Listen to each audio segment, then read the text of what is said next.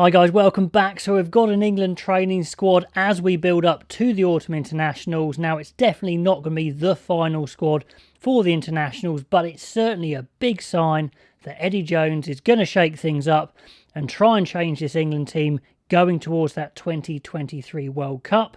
Now obviously a lot of these players are there just to be looked at, but certainly some of them are the guys that may well go through as the young players towards that World Cup. Some players not making it as well, so let's go through the squad and I'll let you know what I think of these players. But really what I want to know is, what do you guys think? Who are the really good guys that are in there who are going to become absolute top players, and who are the ones that may be a little bit fortunate who might not make it and who might come back in? Anyway, let's get into it. Into the front row now. He's looking at 4 from each position here. A loose head prop, it looks like Ellis Genge is going to be the number 1. Now, I've put these all in alphabetical order, so it's not out of preference from me, but it looks like Ellis Genge will be the number 1. But 72 cap Joe Marla is back in. Now, Joe Marla, very, very good scrummager, solid player. Is he past his peak potentially around the park? Probably a little bit. But it looks to me like it's a kind of break glass in case of scrum emergency type prop, especially because England might be facing, some really big scrums, not least South Africa.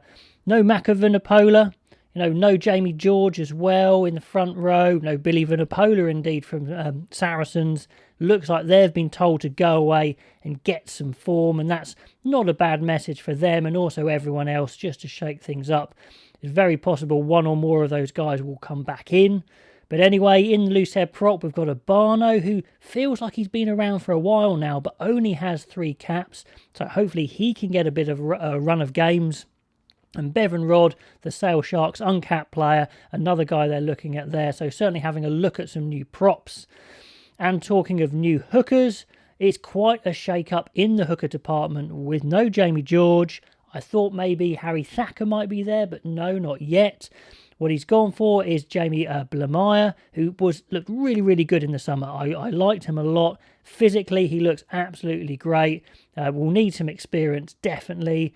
And I'm kind of hoping he'll be the number 2 behind Luke Cowan-Dickie, whose form has been outstanding. I thought he was great for the Lions as well. And then 2 youngsters, O'Gray of Wasps, who's a really good all-round hooker, been through the England age groups. And then a bit of a surprise, but in some ways not, Sam Riley at hooker for Harlequins. Very young, I think he's only about 1920. But in the England Six Nations, in the Six Nations under-20s for England, he was an absolute standout. I put him in as one of my top 5 players of that tournament for England. So I think he's one for the future. I'd be surprised if he got into the full squad, but certainly getting him in early, having a look at him, giving some feedback to him is definitely a good thing. And then finally, in the front row, the tight heads, probably the most important position scrummage-wise. And we've got some new guys in there. Davison with only 1 cap and Hayes with only 2. Hayes obviously very young. Davison's 29. He's come through all the ranks in rugby, so big story for him if he gets into the full squad. Hayes is kind of been touted by some, including myself, as maybe the next big thing at tight head, but still very young. Don't want to put him in too early. And then we've got Carl Sinclair, who looks like the out-and-out number 1 player, pushing towards 50 caps now. And Will Stewart's back in, only 25. Definitely a lot of talent there, just coming into his prime, so worth looking at him, maybe adding to his 12 caps. So let me know, out of those front rowers, who you think a starting front row would be. Into the second rows, Charlie Ewels. Is he a top international player? Well, he's certainly very good. I think he needs to step up a level, as probably does Johnny Hill. Even though he's gone on to the Lions tour, I think now's the season where he goes to the next level. If it's going to happen, now's the time. Of course, you've got Maro Itoje, who, was a little bit off form potentially at the beginning of the year and then has come roaring back into it. I thought he was excellent for the Lions, one of the Saracens guys that's straight back in there. Courtney Laws as well, I thought performed really well on the Lions tour. 87 caps for Courtney Laws. going into his 30s but still producing. They could have tried a few others like Ribbons, but I think that's a fairly solid 4. Plus maybe the likes of Ted Hill could play up in the second row as well, maybe George Martin as well. So we'll see who the second rows actually are. Back row wise, Callum Chick rewarded for his performances in the summer for England. Is he going to be one of the best number 8s in the world? I'm not so sure, but certainly deserving to be in there at this point. Then Tom Curry, of course, a little disappointed off his Lions tour. He'll be wanting to pick it up. We get Alex Donbrandt coming in to add to his cap, his one solitary cap. I think he's going to get a lot more. I hope they use him properly. He's a big lad, but he's a good ball player, hits great lines. Maybe not best just to have his head buried in tight in the rucks. Using him a little bit wider would be good. A guy who I think's got a big future is Ted Hill. An absolute monster of a number 6, could play number 8 or indeed second row. He's captain Worcester already. He's very young. I think he's going to be really good if you want a beast of a 6. I think he'd be my pick at the moment, to be honest. We've got another youngster, Jack Kenningham, had a real breakthrough season with Harlequins last year. I think maybe it's a little early to throw him right in there in a starting team or on the bench, but certainly in the next couple of years, he could be that sort of bigger 7 option that England might need. Then we've got Lewis Ludlam and Lewis Ludlow from Northampton. I'd probably be tipping Ludlam as the slightly better of the two, but Eddie Jones certainly likes Ludlow as well. Then staying in, we've got George Martin. Now he's really starting to mature, come into his own at Leicester. A starter for them at 6 at the moment, but I do think he'll be moving into second row at some point. A second row who can play as a big 6 as well. Really big, nasty, physical, like him a lot, good engine, not slow either. I think he could be the real deal actually. A lot of time for George Martin. Thank God Sam Simmons is in, otherwise there'd be some sort of revolt in Exeter. Thought he played well on the Lions tour, if not absolutely outstanding, but certainly if you use him properly again and get the mix of the back row right, he could be a firecracker. I really hope he performs well for England and gets in that 23 at least. Then Underhill, we know what he can do for England. An outstanding tackler, jackler, just a hard man. So no Billy Vunipola, no Bell Earl. They've been told to go away and prove themselves. So there's some good quality to come into the team if they're needed.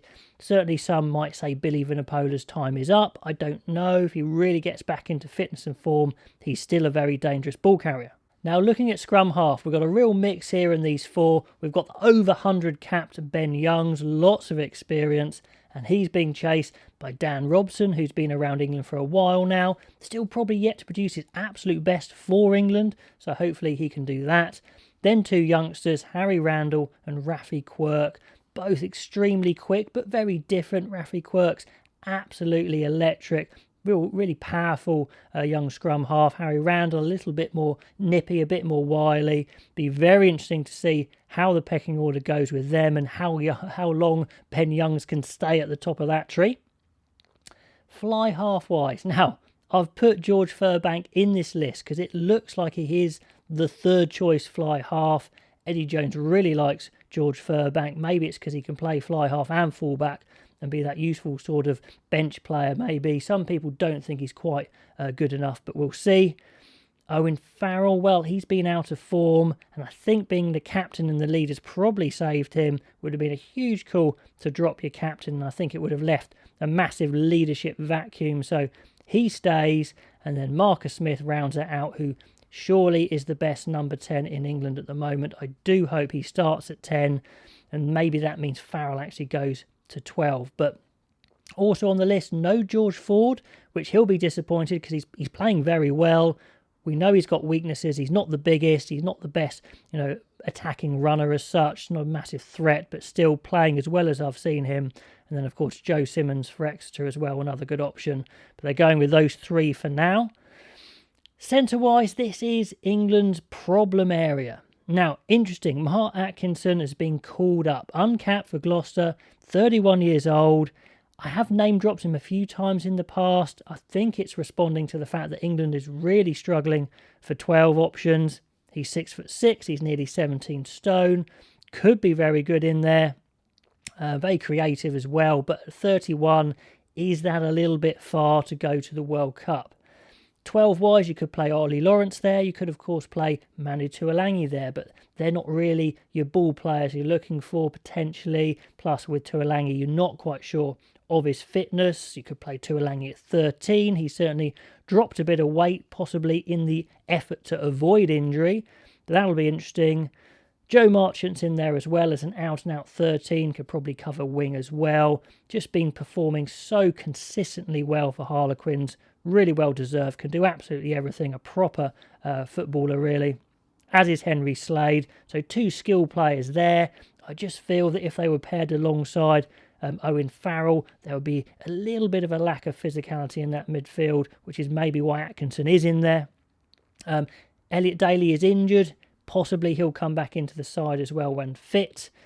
And finally, into the back three, a lot of new names here. It really is all changed almost. I mean, Johnny May I thought might well have been cut, but he's retained. I think he's going to have to go some as well. Now he's into his 30s to show he can play in the World Cup. Anthony Watson, I think, has got plenty still to offer, looking very quick and sharp. Then it's all changed. Michael Liner's son, Lewis Liner, is in. He's big, he's strong, he's quick, he's got good ability, and he scores for fun. That's a good start. Let's see how he goes. Then we've got Max Malins. I'm not quite sure of his injury status right now, but certainly he'll be in there as a 15, I think. Then May I've mentioned. And then I think the absolute firecracker that is Adam Radwan. Had a fantastic season last season, and he started again in sensational style. A guy who can score out of nothing. His acceleration is phenomenal. I think he should start for England straight out. Get him in there, see what he can do. Perfect age, like 23, I think, at the moment. I think he should be in there. Ollie Slightholme, similar sort of player, extremely quick. Not sure if he'll break into the full squad yet, though. Someone who I think will break into the full squad is Freddie Stewart of Leicester. What a great prospect he is. Incredibly tall, huge boot, and he's going to be an absolute monster physically as well. Hopefully a player you want to rule the airways in the high ball stakes, and also if he makes his tackles and he can hit the line hard in attack, he could be a fixture for many years to come. Other possibles, you've got Hassel Collins, Thokanasiga kicking around. Noel, of course, could make a comeback. So lots of options in the back three. But certainly this is a very, very mixed up England squad. Lots of changes. Lots of players being told to go away and look for form. Tell me who you think's looking good, who should have been in as well. And I'll catch you guys next time.